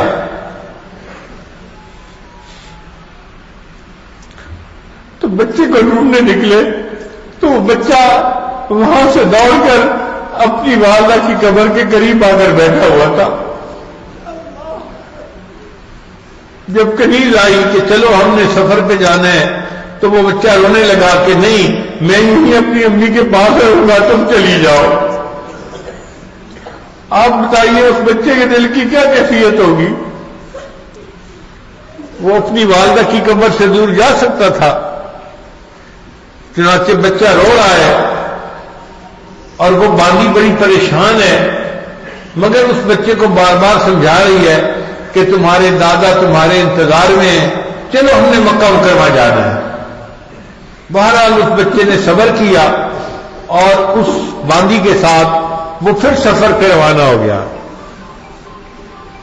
اب مکہ مکرمہ کا حال سن لیجئے۔ حضرت عبداللہ نے ان کو اجازت دی تھی بالفرض 1 مہینے کی، مثال دے رہا ہوں، تو جب مہینے کی مدت پوری ہو گئی تو عبد المطلب اپنے پوتے کو دیکھنے کے لیے اداس تھے، اس کو بہت مس کرتے تھے۔ روزانہ صبح ناشتہ کرنے کے بعد جو مکہ مکرمہ سے آنے والا راستہ تھا نا، وہ اس میں ایک چٹان کے اوپر جا کر بیٹھ جاتے اور آنے والوں کو دیکھتے کہ کب میری بہو آئے گی اور میرے پوتے کو لائے گی اور میں اپنے پوتے کو دیکھ سکوں گا۔ مسافر آتے تھے مگر بچہ اور اس کی والدہ نہیں آتے تھے، تو حضرت عبد المطلب روزانہ دل میں پریشان ہوتے کہ پتہ نہیں خیریت ہو، کیوں نہیں آ رہے، وعدہ کر کے گئی تھی میری بہو، آ کیوں نہیں رہی۔ انتظار کرتے کرتے ایک دن حضرت عبد المطلب نے دیکھا کہ ایک عورت سواری پہ سوار ہے اور ایک بچہ چھوٹا اس کے ساتھ سوار ہے جو آ رہا ہے۔ تو عبد المطلب کو دل میں تھوڑی تسلی ہوئی کہ میری بہو اپنے بیٹے کو لے کے آ گئی ہے، لیکن جب وہ سواری سے اتری تو دیکھا کہ وہ تو باندھی تھی۔ تو حضرت عبد المطلب حیران ہوئے، اس باندھی سے پوچھا کہ اس بچے کی والدہ کہاں ہے؟ تو باندھی کی آنکھوں میں آنسو آ گئے کہ بچے کا والد تو پہلے ہی فوت ہو چکا تھا، اب راستے میں بچے کی والدہ بھی فوت ہو گئی، اب یہ بچہ صرف آپ ہی کے حوالے ہے۔ تو حضرت عبد المطلب نے اس بچے کو سینے سے لگایا اور نبی علیہ الصلوۃ والسلام کو اپنے دادا کی وہ محبت اور شفقت پھر وہاں کھڑا کر ملی۔ اللہ کی شان دیکھیے، جب محبوب کی عمر 8 سال کی ہوئی، 2 سال اور گزرے تو دادا کی بھی وفات ہو گئی۔ والد کی وفات ولادت مبارکہ سے پہلے ہو چکی تھی، پھر جب 6 سال کی عمر تھی تو والدہ کی وفات ہو گئی، جب 8 سال کی عمر تھی تو دادا کی وفات ہو گئی۔ 3 تو ہستیاں تھیں جن سے محبت تھی اور تینوں کی محبتیں اللہ نے چھین لی، تینوں سہارے اللہ نے چھین لیے۔ اصل میں اللہ تعالیٰ مخلوق کو بتانا چاہتے تھے کہ میرے محبوب نے دنیا میں آ کے توحید کا درس دینا ہے، اور اگر یہ سہاروں کے ذریعے سے پرورش پائیں گے تو دنیا اعتراض کرے گی، خود سہاروں سے پرورش پائی اور ہمیں کہتے ہیں کہ سب سہاروں کو چھوڑ دو اور ایک اللہ کو اپنا سہارا بنا لو۔ اللہ نے پریکٹیکلی دکھا دیا، دیکھو جس کا اب نہیں ہوتا اس کا رب ہوتا ہے، اور جس کا رب ہوتا ہے پھر اس کا سب ہوتا ہے۔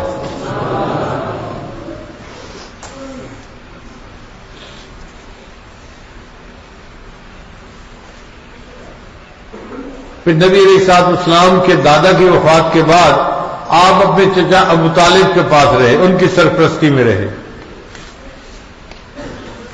جب آپ کی عمر مبارک 25 سال ہوئی تو اس وقت آپ کا نکاح ہوا اور ابو طالب نے آپ کے نکاح کا خطبہ پڑھا۔ پھر جب نبی علیہ السلام کی عمر مبارک 40 سال ہوئی تو آپ صلی اللہ علیہ وسلم غار حرا میں تشریف لے جاتے تھے اور وہاں بیٹھ کر اللہ کی عبادت کیا کرتے تھے۔ غار حرا میں کیا عبادت تھی؟ قرآن تو بھی اترا نہیں تھا، نماز تو بھی فرض ہوئی نہیں تھی، تو جب نہ نماز تھی نہ قرآن تھا تو غار حرا میں کون سی عبادت کرتے تھے؟ کبھی سوچا آپ نے؟ محدثین نے لکھا ہے کہ اللہ کی آیات میں تفکر کیا کرتے تھے، اللہ کا ذکر بیٹھ کر کیا کرتے تھے۔ تو نبی علیہ السلام غار حرا میں بیٹھ کر گویا مراقبہ کیا کرتے تھے، اللہ کو یاد کیا کرتے تھے، یہی آپ کی عبادت تھی۔ تو اس وقت قرآن مجید اترنا شروع ہوا اور نبی علیہ السلام کو اللہ نے نبوت کے اظہار کا حکم فرمایا، چنانچہ نبی علیہ السلام تشریف لائے مکہ مکرمہ میں اور نبوت کا اظہار فرمایا۔ آپ کی بیوی خدیجہ کبریٰ رضی اللہ تعالیٰ عنہ آپ پر فوراً ایمان لے آئیں، پھر حضرت زید لانو ایمان لے آئے، حضرت علی لانو ایمان لے آئے، دوستوں میں سب سے پہلے سیدنا صدیق اکبر لانو ایمان لائے۔ لوگوں نے کہا کہ جی گھر کے لوگ تو بات مان ہی لیتے ہیں، اپنے جو ہوتے ہیں، اس لیے بیوی کا ایمان لانا یا بچے کا لانا یا غلام کا لانا یا کزن کا لانا وہ کوئی حیثیت نہیں رکھتا۔ اصل بات یہ ہے کہ ان کے دوستوں میں سے جو ایک وقت کے بزنس مین تھے، ایک معزز بندے تھے کراچی کے جو سردار شمار کیے جاتے تھے، سیدنا صدیق اکبر لانو وہ ایمان لائے، اس لیے صدیق لانو جو ہے وہ ایمان لانے میں امت میں سب سے اول نمبر پر کہلائے۔ ان کے ایمان کی ایک وقت تھی، اس لیے ابو بکر صدیق لانو کے بارے میں کہا جاتا ہے کہ جی سب سے پہلے وہ ایمان لے آئے۔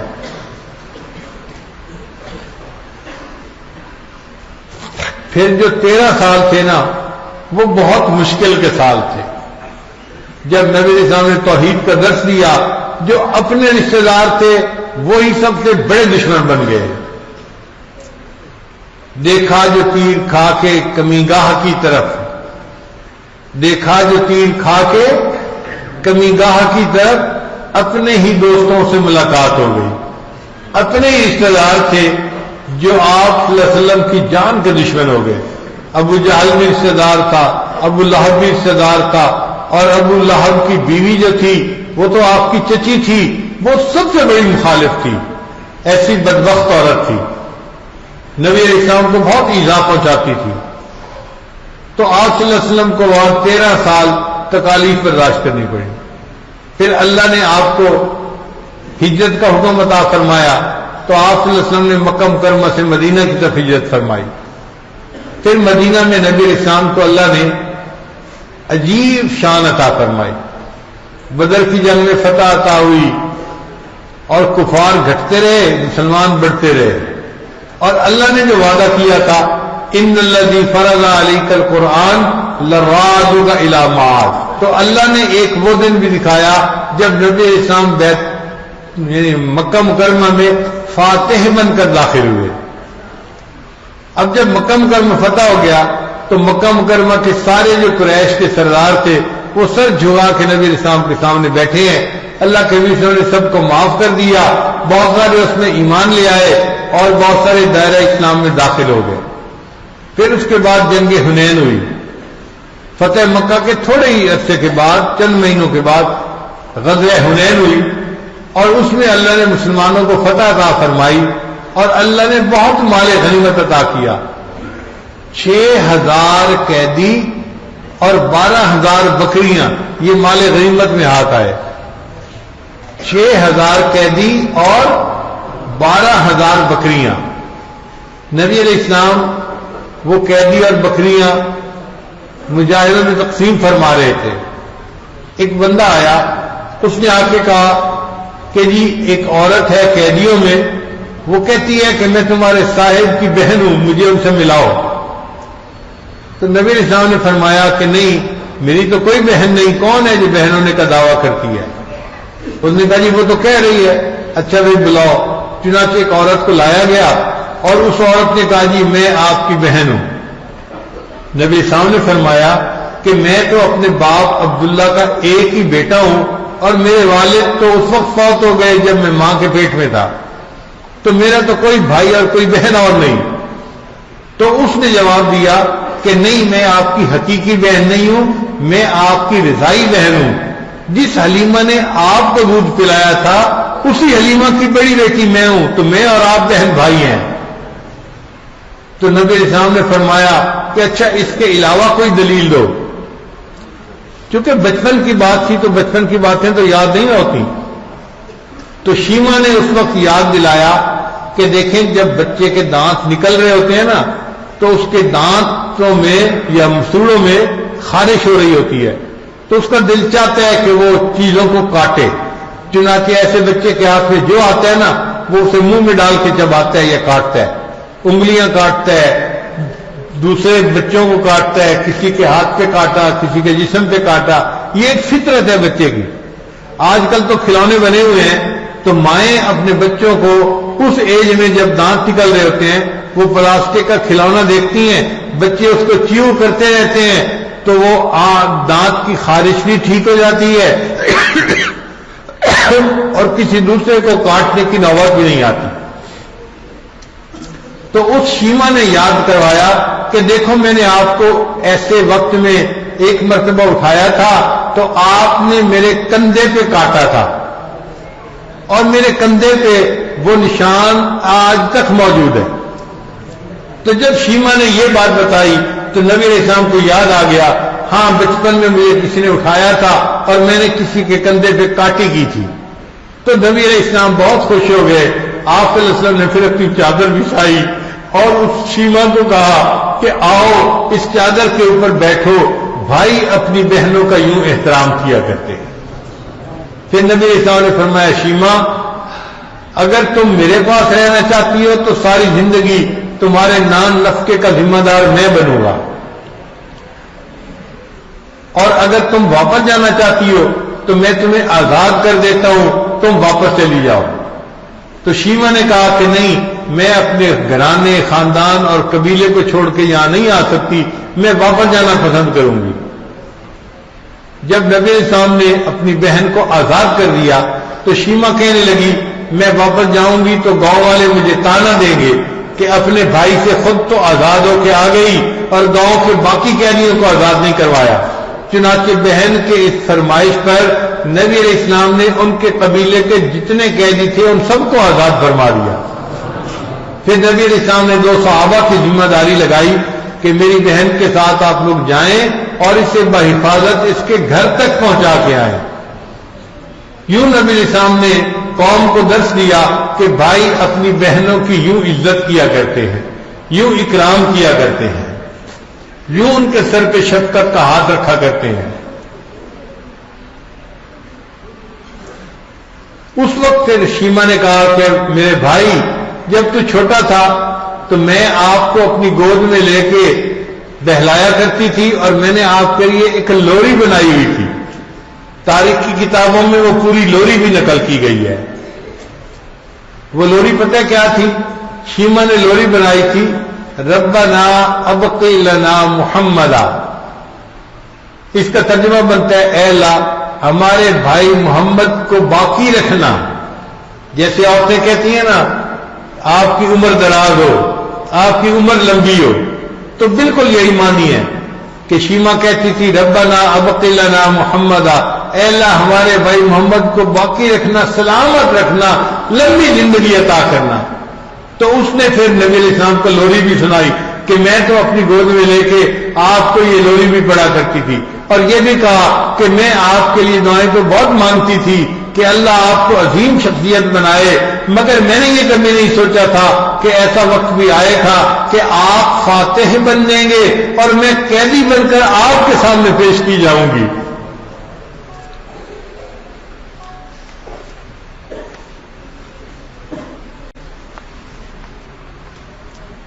اے رسول امی خاتم المرسلین تجھ سا کوئی نہیں، تجھ سا کوئی نہیں، تیرا سکہ رواں کل جہاں میں ہوا، اس زمین میں ہوا، آسمان میں ہوا، کیا عرب کیا عجم سب ہے زیر نگی، تجھ سا کوئی نہیں، تجھ سا کوئی نہیں. اللہ نے اپنے محبوب صلی اللہ علیہ وسلم کو دین اور دنیا ہر چیز کی شاہی عطا فرما دی. اللہ نے اپنے محبوب صلی اللہ علیہ وسلم کو ہر صفت عطا فرما کر دنیا میں بھیجا. جو صفت بندے کے اندر پاسبل ہو سکتی ہے نا، اللہ نے ہر وہ صفت اپنے محبوب کو دے کر دنیا میں بھیجا. چنانچہ ایک نقطہ یاد رکھیے کہ عربی زبان کے جتنے حروف ہیں، عربی زبان کے جتنے حروف ہیں اور ان حروف سے جتنے صفاتی نام بنتے ہیں، اللہ نے اپنے محبوب صلی اللہ علیہ وسلم کو وہ تمام صفات عطا فرما کر بھیجا. چنانچہ نبی علیہ السلام جب دنیا میں تشریف لائے، الف بولی احمد آ گئے، امی آ گئے، اولا آ گئے، ابتہی آ گئے، دنیا میں امین آ گئے، اول آ گئے، با بولی دنیا میں بشیر آ گئے، باطن آ گئے، تا بولی دنیا میں تنویر آ گئے، تہامی آ گئے، سا بولی دنیا میں ثاقب آ گئے، جیم بولی دنیا میں جواد آ گئے، جمیل آ گئے، ہا بولی دنیا میں حبیب آ گئے، حافظ آ گئے، حامد آ گئے، حکیم آ گئے، حجازی آ گئے، حبیب آ گئے، حافظ آ گئے، حق آ گئے، حاشر آ گئے، خا بولا دنیا میں خاتم النبیین آ گئے، خاشع آ گئے، خلیل آ گئے، واو بولی دائل بولی دنیا میں دائی آ گئے، زال بولی دنیا میں ذکی آ گئے، را بولی دنیا میں رسول آ گئے، رحمت للعالمین آ گئے، رشید آ گئے، رفیق آ گئے، رفوف آ گئے، رحیم آ گئے. زا بولی دنیا میں زائر آ گئے، سین بولی دنیا میں سید آ گئے، سراج آ گئے، شین بولی دنیا میں شافع آ گئے، شکور آ گئے، شہید آ گئے، شہیر آ گئے، صاد بولی دنیا میں صفی اللہ آ گئے، ضاد بولی دنیا میں ضامن آ گئے، تا بولی دنیا میں طیب آ گئے، طاہر آ گئے، طٰہٰ آ گئے، تاسین آ گئے، ذا بولی دنیا میں ظاہر آ گئے، عین بولی دنیا میں عبداللہ آ گئے، عزیز آ گئے، عادل آ گئے، غین بولی دنیا میں غیور آ گئے، فا بولی دنیا میں فاتح آ گئے، قاف نے کہا دنیا میں قاسم آ گئے، قاری آ گئے، قوی آ گئے، قریشی آ گئے، قریب آ گئے، چھوٹی کاف بولی دنیا میں کفیل آ گئے، کامل آ گئے، لام بولی دنیا میں لعیق آ گئے، میم بولی دنیا میں محمد آ گئے، محمود آ گئے، مدثر آ گئے، مزمل آ گئے، دنیا میں مجیب آ گئے، دنیا میں مصطفیٰ آ گئے، منصور آ گئے، دنیا میں مجتبیٰ آ گئے، نون بولا دنیا میں ندیم آ گئے، نذیر آ گئے، ناشر آ گئے، ناصر آ گئے،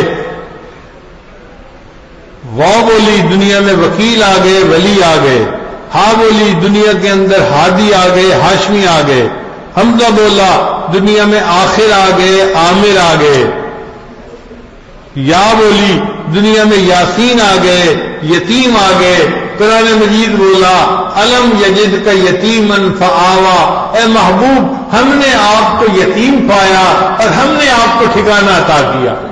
اس لیے میرے آقا صلی اللہ علیہ وسلم کو یتیم سے بہت محبت تھی۔ آپ صلی اللہ علیہ وسلم جہاں یتیم کو دیکھ لیتے تھے خاص محبت کا اس کے ساتھ اظہار فرمایا کرتے تھے۔ حدیث پاک میں آتا ہے عید کا دن تھا، نبی علیہ السلام تیاری کر کے عیدگاہ جا رہے تھے نماز پڑھانے کے لیے۔ گلی میں کچھ بچے کھیل رہے تھے، سب نہائے دھوئے ہوئے، اچھے کپڑے پہنے ہوئے، خوش نظر آتے تھے۔ جب آگے بڑھے تو نبی علیہ السلام نے ایک بچے کو دیکھا جو بہت اداس ایک دروازے کے اوپر بیٹھا ہوا ہے۔ تو میرے آقا صلی اللہ علیہ وسلم کے بڑھتے ہوئے قدم رک گئے۔ آپ نے اس سے سلام کیا، پوچھا کہ بچے تم یہاں کیوں بیٹھے ہو، بڑے اداس نظر آ رہے ہو؟ اس نے کہا اللہ کے حبیب صلی اللہ علیہ وسلم میں یتیم مدینہ ہوں، آج میرا باپ زندہ نہیں ہے جو میرے لیے اچھے کپڑے لاتا اور میری والدہ مجھے نہلا کے کپڑے پہناتی، میں نے کپڑے بھی نہیں پہنے ہوئے اور میں اپنے والد کو یاد کر کے غمگین اس جگہ پہ بیٹھا ہوا ہوں۔ نبی علیہ السلام نے اس بچے کو کہا کہ اچھا اگر تمہارے والد نہیں ہیں تو آؤ میرے ساتھ، میں تمہیں عید کی نماز کے لیے لے چلتا ہوں۔ نبی علیہ السلام اس بچے کو گھر لائے اور سیدہ صدیقہ لانا کو حکم دیا کہ عائشہ اس بچے کو نہلا دو۔ اس بچے کی عمر سیدنا حسن اور حسین کے بالکل قریب قریب کی تھی، چھوٹا بچہ تھا۔ ام المؤمنین نے اس بچے کو نہلا دیا۔ اتنی دیر میں نبی علیہ السلام نے سیدہ فاطمہ رضی اللہ عنہا کو پیغام بھیجا کہ حسن و حسین میں سے کسی کے اگر اچھے کپڑے پڑے ہوں سپیئر تو بھیج دیجیے۔ انہوں نے ایک سپیئر جوڑا بھیج دیا۔ جب ام المؤمنین نے بچے کو نہلا لیا تو نبی علیہ السلام نے فرمایا اس کو عید کے لیے یہ کپڑے پہنا دو۔ چنانچہ وہ کپڑے پہنا دیے گئے، اس بچے کی مانگ نکالی گئی، آنکھ میں سرما ڈالا گیا اور وہ بچہ بالکل تیار ہو گیا۔ جب وہ بچہ تیار ہو گیا تو نبی علیہ السلام نے اس سے پوچھا اچھا یہ بتاؤ تم اپنے والد کے ساتھ عید کی نماز کے لیے کیسے جاتے تھے؟ انگلی پکڑ کے چل کے جاتے تھے یا ان کے کندھے پر بیٹھ کر جاتے تھے؟ اس بچے نے کہا نہیں میرے ابو تو مجھے کندھے پہ بٹھا کے لے جاتے تھے۔ تو حدیث میں آتا ہے نبی اسلام زمین پر بیٹھ گئے اور اس بچے کو کہا اچھا آؤ تم بھی میرے کندھوں پر بیٹھ جاؤ۔ وہ بچہ نبی اسلام کے کندھوں پر بیٹھ گیا۔ اللہ کے معبود نے اس یتیم بچے کو کندھوں پہ بٹھا کے اٹھایا اور چل پڑے۔ اب جب اس بچے کو کندھوں پہ بٹھائے ہوئے نبی اسلام جا رہے تھے تو گلی میں جو یہ بچے کھیل رہے تھے نا انہوں نے نیا منظر دیکھا، حیران ہو گئے کہ وہ بچہ جو اداس تھا اب نبی اسلام کے کندھوں پہ سوار ہے اور خوش خوش نظر آتا ہے، اچھے کپڑے پہنے ہوئے اور جا رہا ہے۔ ان بچوں نے آنکھوں میں اس بچے سے پوچھا کہ معاملہ کیا ہے؟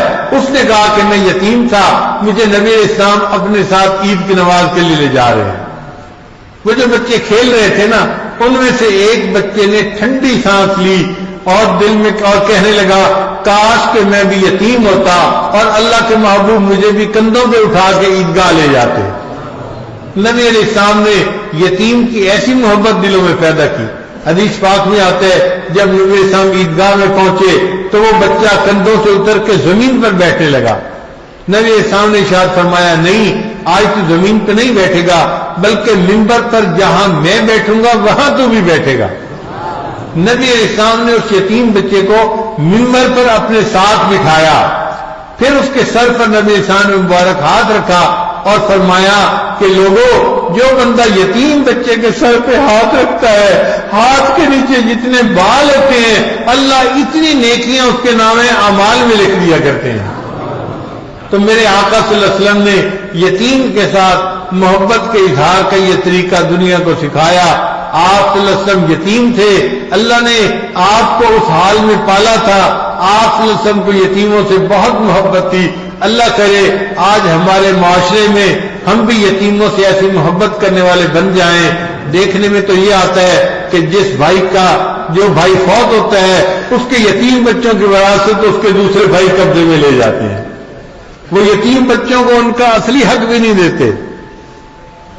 محبت اور شفقت ہاتھ رکھنا تو کجا، ان کو پرایوں کی طرح بھی نہیں پوچھتے۔ اللہ تعالیٰ ہمیں سمجھ عطا فرمائے اور یتیموں سے سچی محبت عطا فرمائے، اور ہمارے آقا اور سردار ان کے اخلاق اللہ ہمارے اندر پیدا فرمائے اور ہمیں ایک اچھا فرد بن کر زندگی گزارنے کی توفیق عطا فرمائے۔ وآخر دعوانا ان الحمد للہ رب العالمین۔